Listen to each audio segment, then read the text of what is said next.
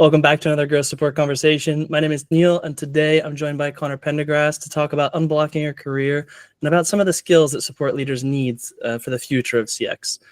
Conor, you're a coach, you're a consultant for B2B SaaS companies. What are you up to today, and can you tell people a little bit about yourself? Hi, Neil. Yes, you have hit the highlights, which is my name is Conor Pendergrast. That is Conor with one N, and Pendergrast spelt, and well, I won't try to spell it. But yeah, I help B2B SaaS support leaders in particular to grow stable, resilient careers and teams and deliver incredible customer support. And I do that through coaching and consulting, writing a fantastic, high quality, 5 stars daily email list, and appearing on podcasts like this fine podcast, some of them for a second time, like this fine podcast. Welcome back.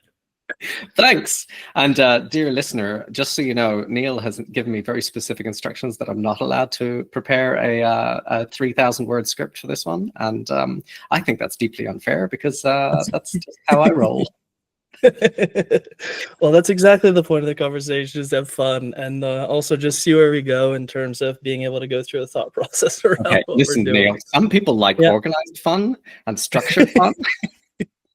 Hey, people say there's creativity and structure, all right? Yes. What's great is that you are the second person in a week to make fun of me for this. Sarah Caminiti was gently, I don't think she was making fun of me, but gently reminding me that I prepare a lot for podcasts and webinars and stuff like that. Well, she's also an amazing person. So if both of us are saying it, you got something going on. It's gotta be true. Yeah. No, well, I'm perfect. I'm excited to chat to you today. I'm excited to chat to you in a less structured way and still having fun. Nice. It's perfect. I think in a lot of your conversations that you've had recently, it's also been around the skills of support leaders, and the industry is changing quite a lot. One of your recent conversations, you were talking about some support leadership skills that some might need in order to actually move things forward. I'm curious what those kind of skills are that you're looking at in terms of support leaders today, and what would make up an A player in that sense.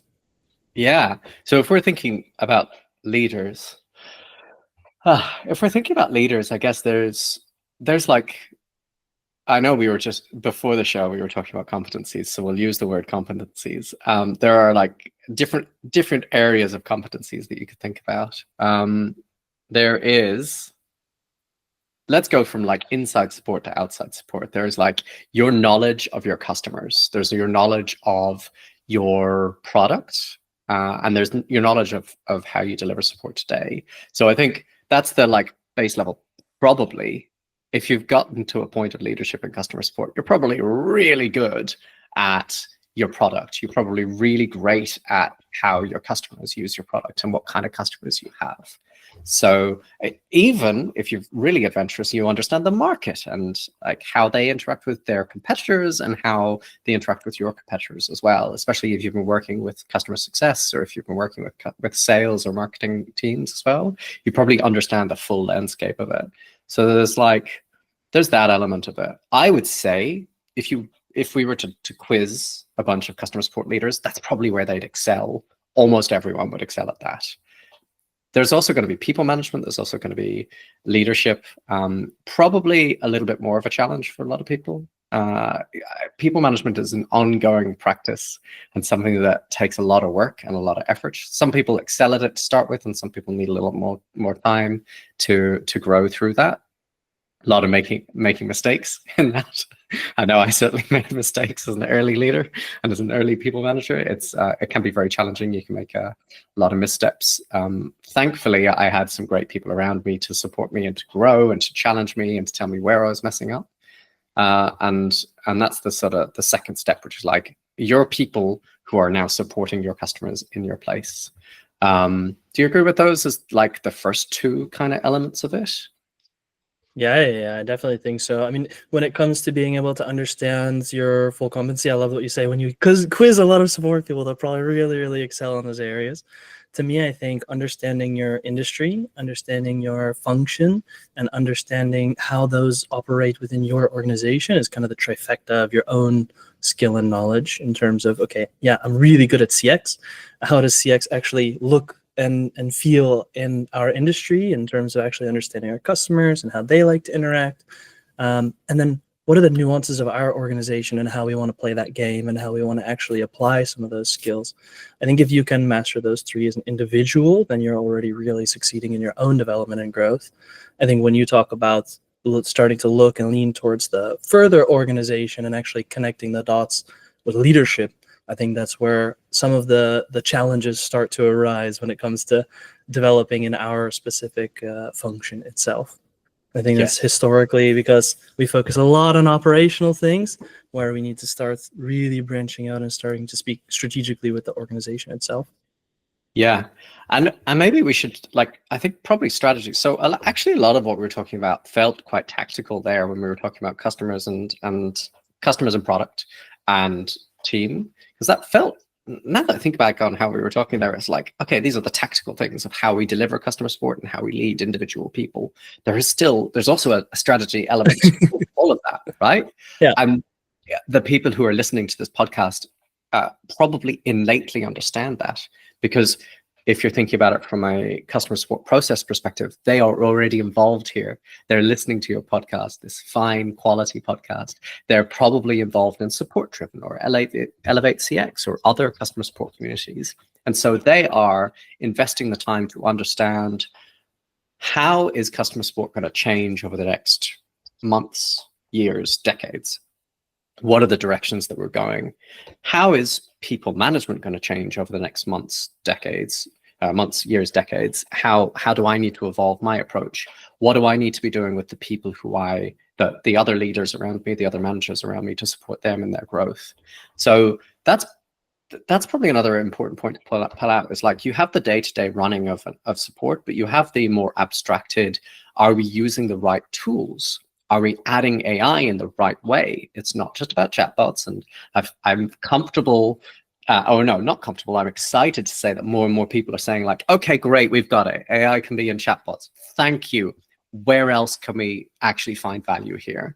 And that could be with something like voice of customer reporting, with something like Dolphin or Birdie or any of the other amazing tools out there, bringing that richer analysis and richer, more frequent voice of customer reporting, rather than doing like a quarterly one. You could do a monthly one or a weekly one even, reporting there.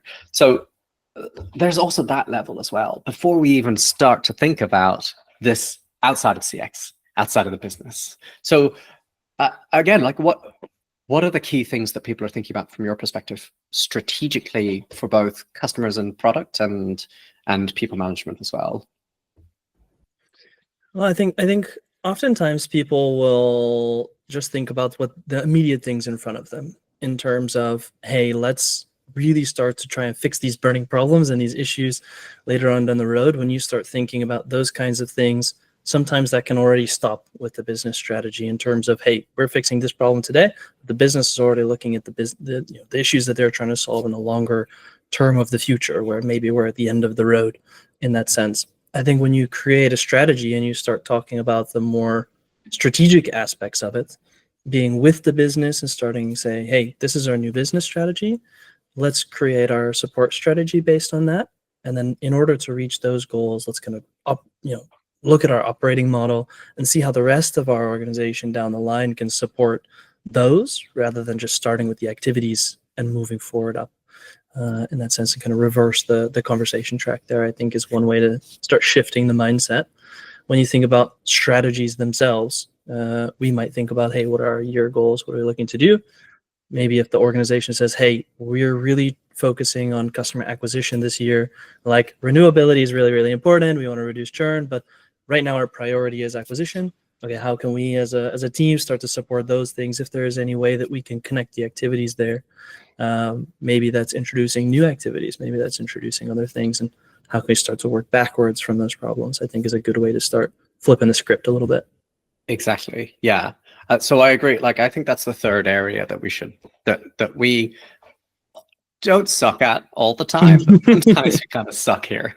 Like, that we get very caught up in very caught up in our own language, very caught up in our own ideas of success, very caught up in, for example, reporting on conversation management as the core competency, not core competency, as the core KPI, as the core sign that we are succeeding in our roles. Whereas realistically, it is about just like if you're an engineering team, it's really not about the velocity at which you're deploying changes. It's about your ability to generate revenue. It's about your ability to generate growth, and it's about your ability to execute on the company's vision. It's the same with us. Like it is the same with customer support. In your example, like let's say, somewhat foolishly, I would say, but let's say you're in a company where they're like, we don't care about churn. For the next 18 months, we're going to just ignore churn, because I can tell you what's going to happen in 9 to 12 months. It's a horrible. Right? In 9 to 12 months, everyone will be going, why is churn through the roof? But putting that aside, because you and I know that like you would quietly in the background do a lot of work to prepare for that. What you can do though is say, okay, hang on. The business is going to have a flurry of activity from new customers. I need to ramp up onboarding for new customers. I need to possibly prioritize them for customer support so that they get customer support faster.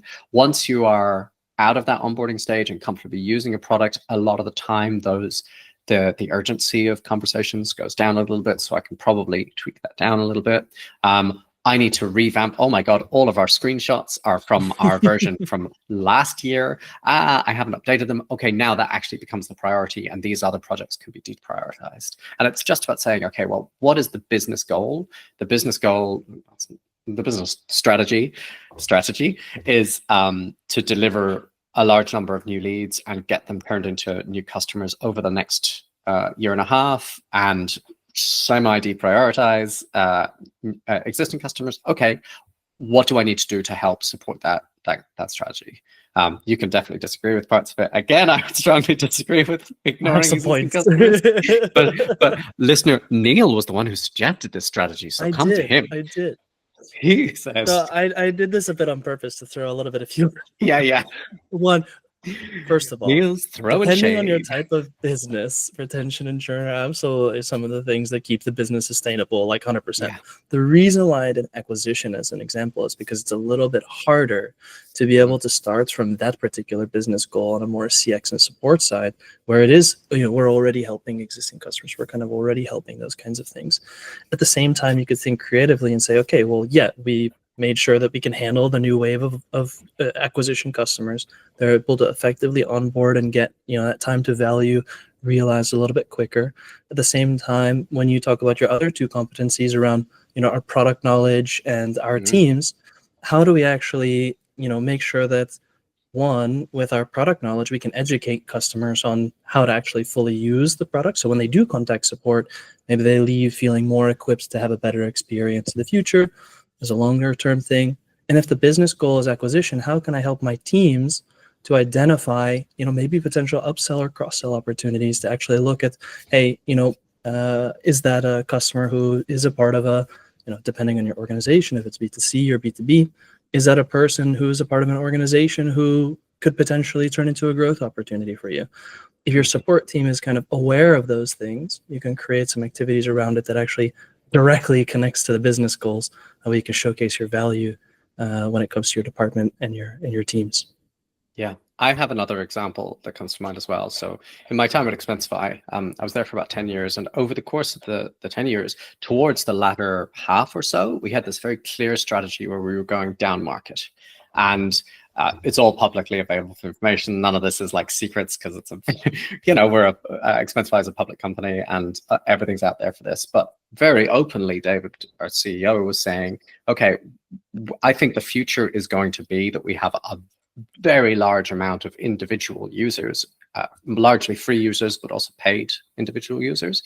And then our business customers get proportionally less and less, smaller and smaller in terms of customer size. Still, I'd say representing the large amount of revenue and the large proportion of revenue. So that effectively changes and changed customer support for Expensify into being almost exclusively business to business, where frankly, you can really justify the return on investment, because you're putting in, let's say, $20 and you're getting out $200 a month. And that's an easy thing to justify.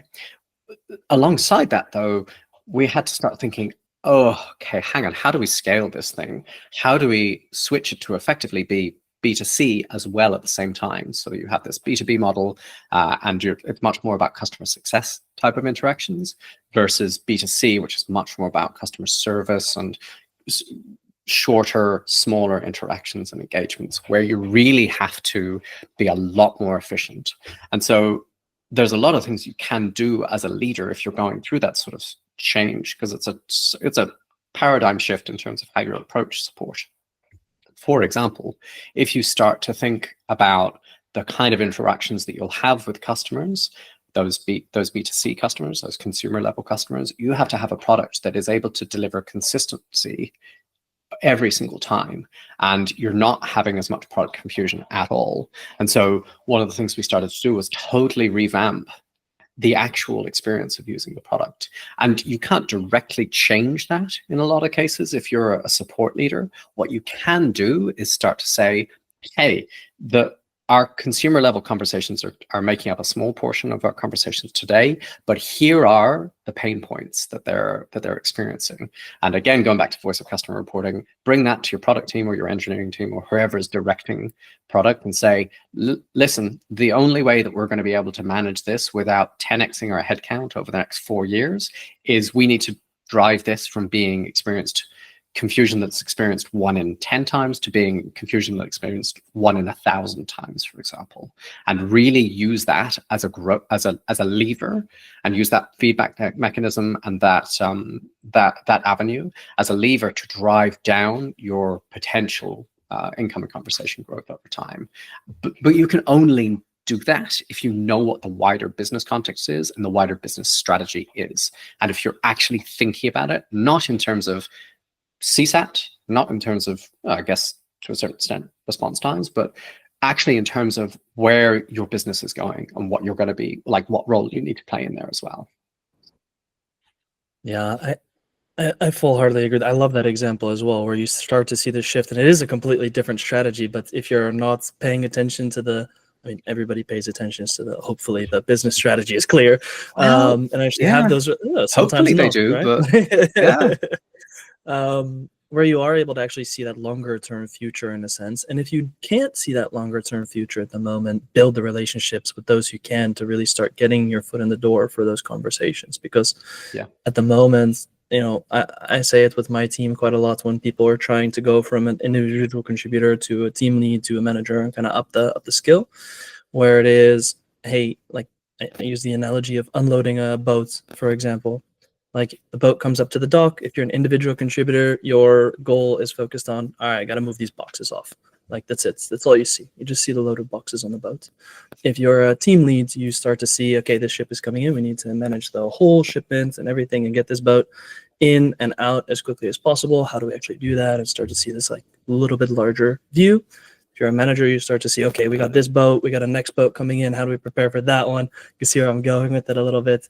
When it comes to being a head of or manager, the further up you go, the more it becomes, okay, we got 10x boats, so we can see some on the horizon. We know that there's more coming off of it. We can't see it yet though.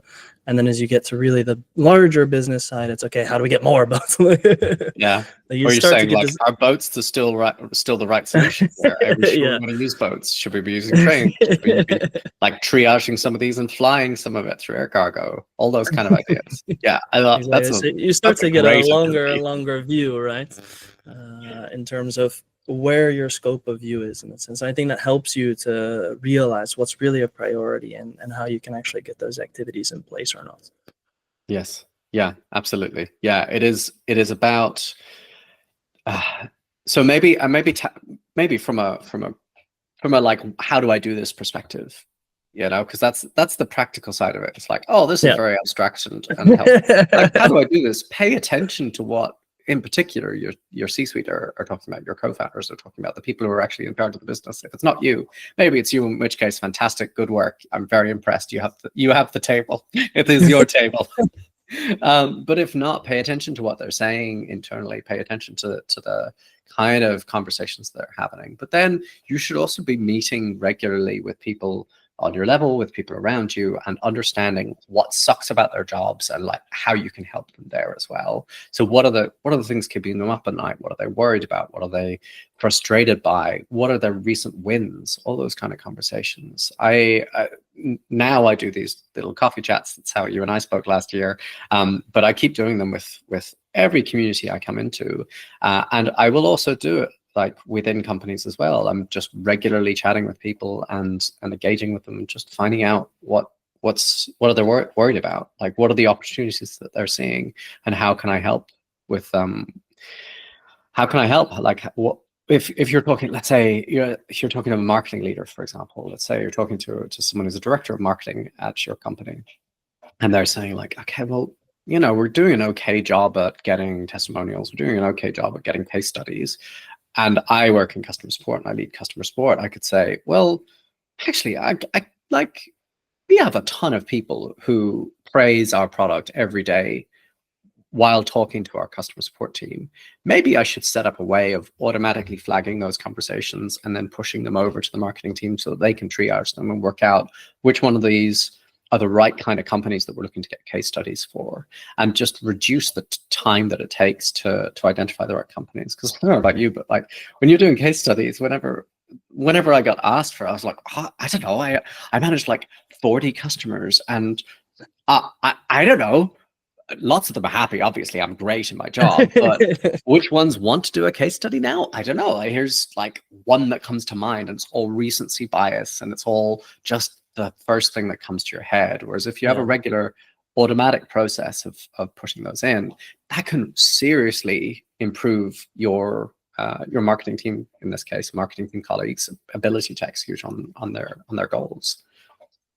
Yeah, that's a really, really clear example. I think spending the time to have those conversations and be able to actually talk with those people as well is super important. There's so many days when I'm like, okay, my days have become all meetings, and I catch myself. I'm like, damn, I had so many meetings today, I didn't get any work done.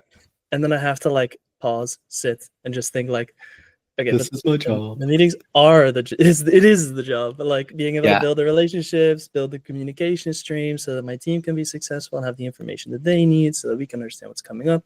Like oftentimes it's kind of that struggle as well when you start to realize that stakeholder management or communication or relationship building is also very much a part of what you do as a leader in order to be able to support the organization in a better way. Yeah, exactly. Yeah. What else? What are we missing though? Surely there's something else there.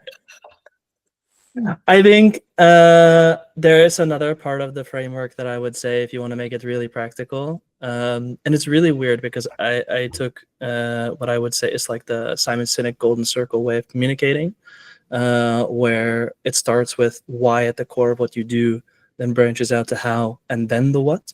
I think a lot of people start talking about, hey, this is what we do, this is how we do it, and this is why we do it in the future, and it loses a little bit of the validation, or at least, hey, we want to do this thing. Okay, but how are we going to do this thing? Okay, but why are we doing this? Why are we going to do it? Yeah.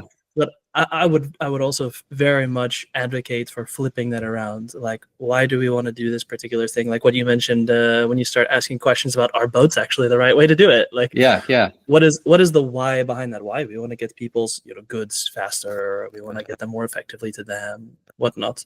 Then how? Okay, how is that decision actually? What does that actually look like in practice? How can we actually do that? Well, we can have faster travel methods, plane, boat, whatever. And then what does that actually look like in terms of the activities? And I think people get really caught up on what the activity itself is, rather than thinking a little bit more creatively around, okay, how can we actually achieve this particular why in that sense? So why are we doing this particular goal? How can we reach that in a few different ways? And then what does that actually look like in practice? I think those are the steps that I take, at least, to really try and connect the dots. You're saying start with why. Yeah, exactly. Start with the end in mind, Yeah, I agree. I think a lot of the time we get caught up in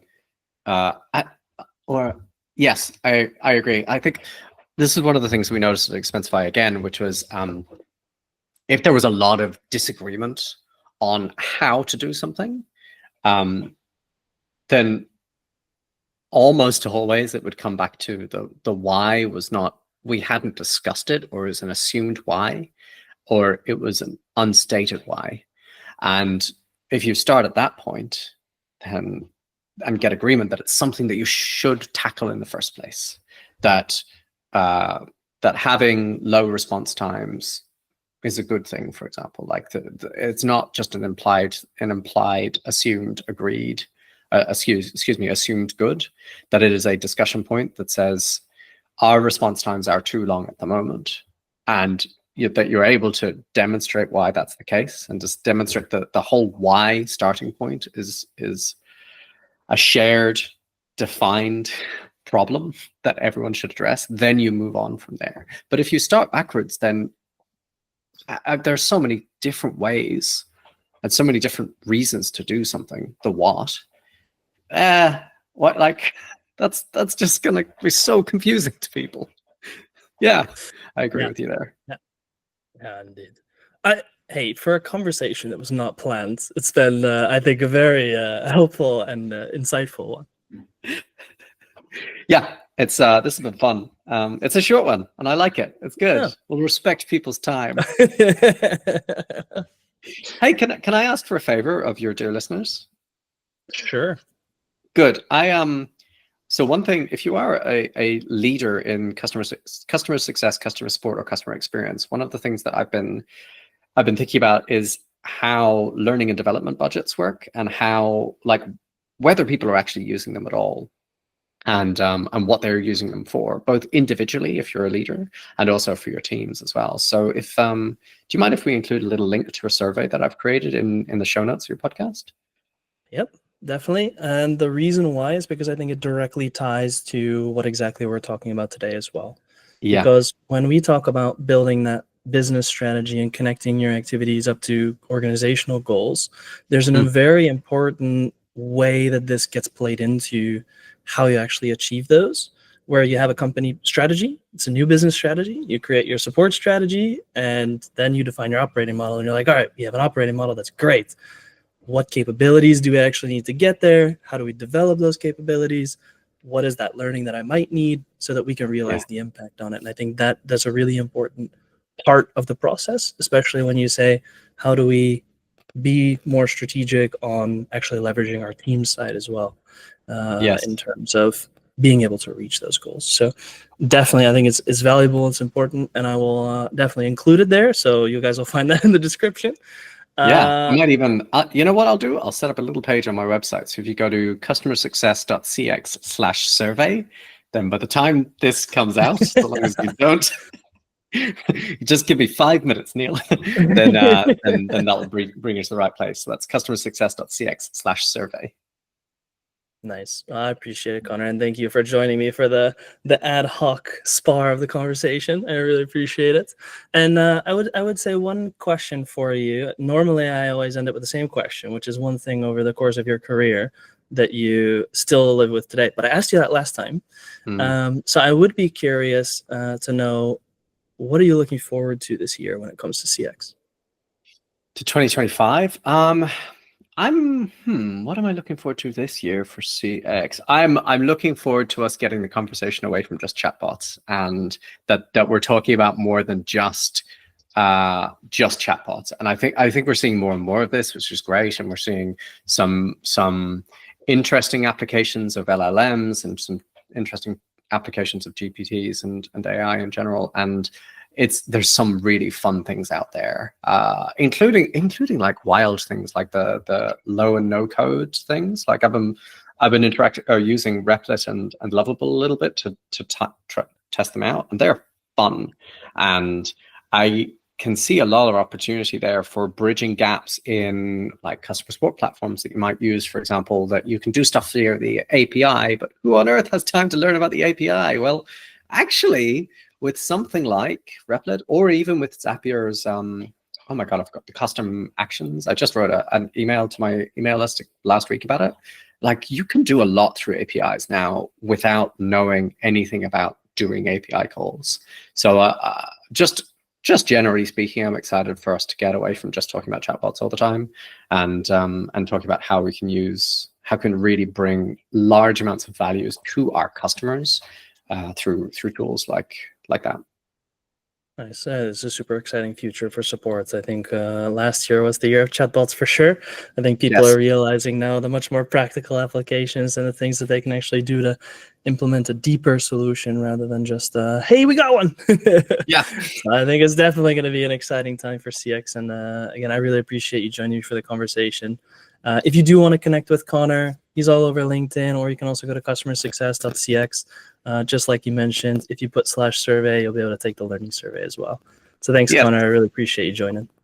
My pleasure. Thank you so much, Neil.